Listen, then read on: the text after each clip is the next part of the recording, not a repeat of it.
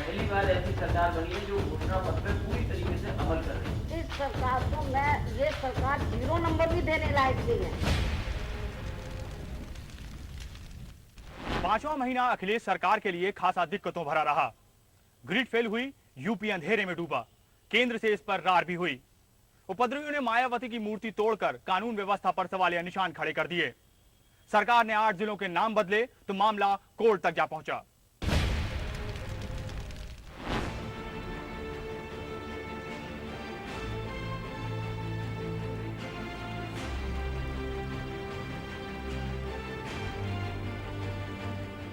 अपनी पार्टी को प्रचंड बहुमत के साथ सत्तानशी करने वाले अखिलेश का एक एक दिन चुनौतियों भरा साबित होने लगा। अखिलेश प्रदेश को तमाम सौगात देने में जुटे रहे तो दिक्कत एक हाथ आगे दिखाई। अखिलेश ने कानपुर को स्टेडियम और अस्पताल देने का ऐलान किया। उधर बेरोजगारी भत्ते पर एक बार फिर से फैसला बदलकर उम्र 25 साल कर दी गई। 5 लाख वृद्धों को पेंशन देने की घोषणा भी की गई। उधर केंद्र सरकार ने यूपी को 570 अरब रुपए की वार्षिक योजना को मंजूरी दे दी। उत्तर प्रदेश में जनता को उन सभी योजनाओं का संपूर्ण लाभ मिले जो केंद्र सरकार राज्य में चला रही है। हमारा अनुभव उत्तर प्रदेश के मामले में बहुत अच्छा नहीं रहा है। केंद्र सरकार की योजनाओं का दुरुपयोग हुआ है, चाहे NRHM देख लीजिए या महात्मा गांधी नरेगा देख लीजिए या अन्य योजनाएं देख लीजिए। अधिकांश योजनाओं में भारी भ्रष्टाचार हुआ है। उस पर माननीय मुख्यमंत्री जी को अंकुश लगाना पड़ेगा।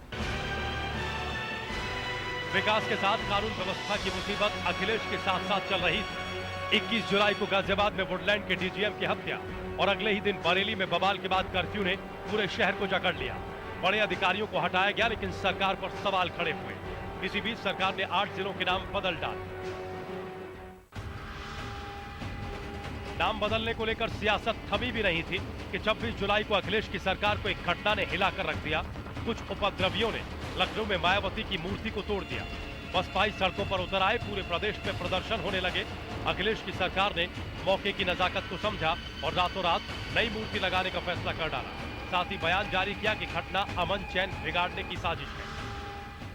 सवाल आ गए थे इस तरह के कि जब प्रतिमा लगानी पड़ी तो मैंने कहा माहौल अच्छा हो रहे प्रदेश का और किसी को अगर कोई इसी से खुश हो जाए, इसलिए हमने प्रतिमा लगवा दी।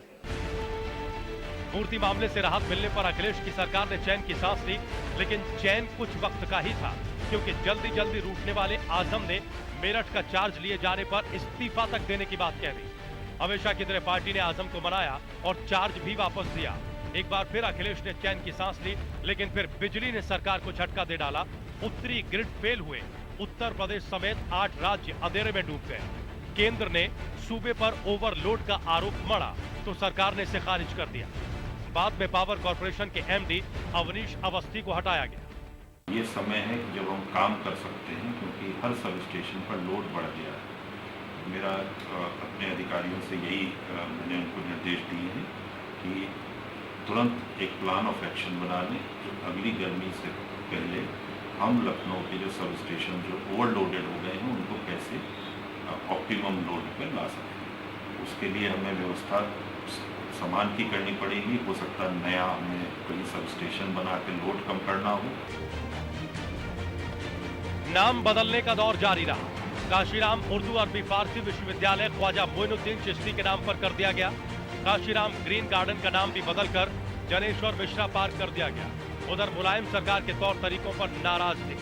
उन्होंने कहा कि मंत्री आदत सुधारें या फिर बाहर जाएं। अखिलेश ने सपा मुखिया की नाराजगी दूर करने की बात कही तो अखिलेश ने कहा कि उनके सामने कई चुनौतियां भी हैं। जहाँ तक उत्तर प्रदेश का सवाल है, ये सही है, बहुत चुनौतियां हैं हम लोगों को। और जब चुनाव में हम लोग थे तो जनता के बीच में तमाम बातें हम लोग रख रहे थे और इसी भरोसे पर जनता ने हम लोगों को इतना बड़ा बहुमत दिया। सरकार की छवि को चमकाने में जुटे अखिलेश ने किसानों के 50,000 तक के कर्जे माफी का ऐलान कर डाला। अखिलेश अफसरों से नाराज थे। उन्होंने कहा कि कोताही बरतने वाले अफसरों पर कार्रवाई की जाएगी और ये स्वीकार किया कि सूबे में कानून व्यवस्था के मुद्दे पर सख्ती की जरूरत है। इस पर एक बार फिर विपक्ष ने अखिलेश पर निशाना साधा। यहां तो अनगिनत मुख्यमंत्री हैं, कोई सुपर सीएम है, कोई सीएम है, कोई सीएम इन वेटिंग है। ये तो डंडों की सरकार है, हर काम लाठी और डंडे से लेना चाहते हैं। तो अधिकारी भी अपना सम्मान चाहता है। जनता को खुश करने के वादों के साथ अखिलेश ने पार्टी समर्थकों को भी खुश करने की कोशिश की। ऐलान किया कि बसपा राज में सफाइयों पर दर्ज फर्जी केस वापस लिए जाएंगे। सियासी उठापटक की आंच अखिलेश के जनता दरबार पर भी पड़ी, लेकिन 8 अगस्त को जनता दर्शन एक बार फिर शुरू हुआ और 5 कालीदास पर जनता की भीड़ जुटने लगी।